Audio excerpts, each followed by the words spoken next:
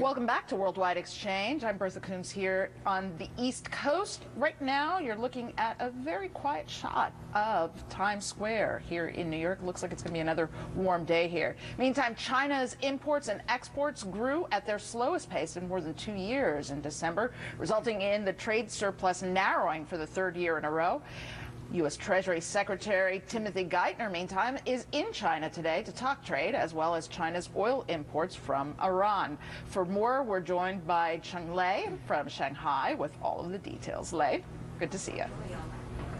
Hi there, Bertha. Good to see you. The U.S. Treasury Secretary met with Chinese Vice Premier Wang Qishan today, and it's likely they discussed economic issues on Wednesday. Geithner will meet Premier Wen and Vice President Xi Jinping, as well as Vice Premier Li Keqiang. The topics are likely to be more macro, for example, sanctions against Iran. But Guo Xiangang, who is deputy head of the China Institute of International Studies, is quoted by state radio as saying China is unlikely to budge on its position on Iran. China's foreign ministry has said sanctions are not the solution. China depends on Iran for 11% of its oil needs, and it cannot reduce its reliance on imports from Iran in the short term. But this visit is an opportunity to spot areas of possible cooperation, for example, the EU debt crisis, and therefore pave the way for Vice President Xi Jinping's visit to the US next month. For once, the RMB issue is not at front and center of the visit, given its recent appreciation, and also with China's economic growth slowing, China cannot do a great deal more. Plus, as you said, Bertha, China's trade surplus narrowed 15% in 2011. That's double the reduction in 2010. And trade grew especially strongly with the emerging markets such as Russia and Brazil. Chinese media has been reporting on the visit from the periphery. It has been noted that Geithner is the second senior U.S. official to visit China in a week. Last week, of course, U.S.'s top diplomat to Asia, Kurt Campbell, came to Beijing. So this visit is more to put items on the table rather than to flesh out a solution. Bertha, back to you. Thank you very much, Cheng Lei, reporting there from Shanghai. Joining us here is Anne Lee. She's the author of the book, What the U.S. Can Learn from China. Thanks so much for coming in early and joining us. You know, I remember speaking with one observer last year, and he was saying that China seems a little bit like a teenager. Very strong, almost full-sized adult in terms of its economic might, yet not quite ready really to take responsibility. Here we are at a very critical stage with this situation in Iran, the situation in Europe. Is China ready to take on that kind of big policy leader role that the U.S. has taken? I would say that China has taken a lot of leadership role around the country within China, obviously, in developing it very responsibly, and has done an impressive job. They've also been behaving very well as a nation amongst other nations around the world, creating deals to help their economic growth. So I would say they're doing a very responsible job.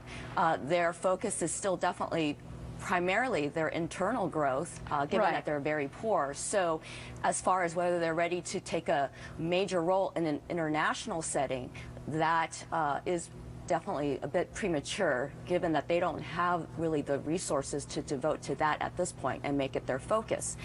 But I do say in one of the chapters in my book, What the U.S. Can Learn from China, is that they do soft power very effectively, which is that they basically try to create friends around the world, realize that if you have very strong friendships, then you can work out any trade tensions or work out any problems, so that there is really no need to resort to the military. Now, regarding Iran, this issue is certainly important to China as well. Now, I would say that the timing of Geithner's visit is very ill-timed, given that President Obama had just announced that they want to redeploy U.S. military and focus that on Asia Pacific, which is a very hostile message they're sending to China, which did upset the Chinese quite a bit. So why Geithner's visit would follow such a move is not very diplomatically smart, in my opinion.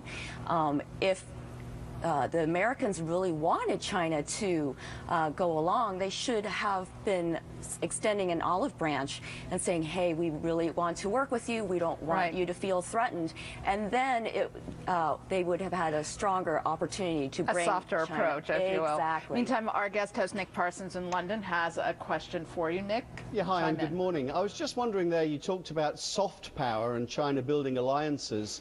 Couldn't Geithner's visit be seen as part of that process? And that's to say that China and the US can agree on something economically, and there's something that they can most definitely agree on is the need for an urgent and early resolution to the European sovereign debt crisis. So in that sense, isn't there a chance that here they could present a common position rather than it being the kind of divisive sorts of conclusions that we've seen most recently? And in that sense, it's probably perhaps well-timed and could be a rapprochement there between relations between the two. Well, like any nation, they want to be respected. And if China feels that U.S. is insulting them in front of the world, it's very hard to get them to want to agree, because their citizens are going to look at their leaders and say, well, why are you letting United States bully you around?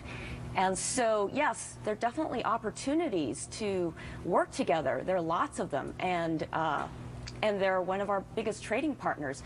However, you want to develop the right atmosphere, the right attitude, and then you can get more agreement on a whole host of things.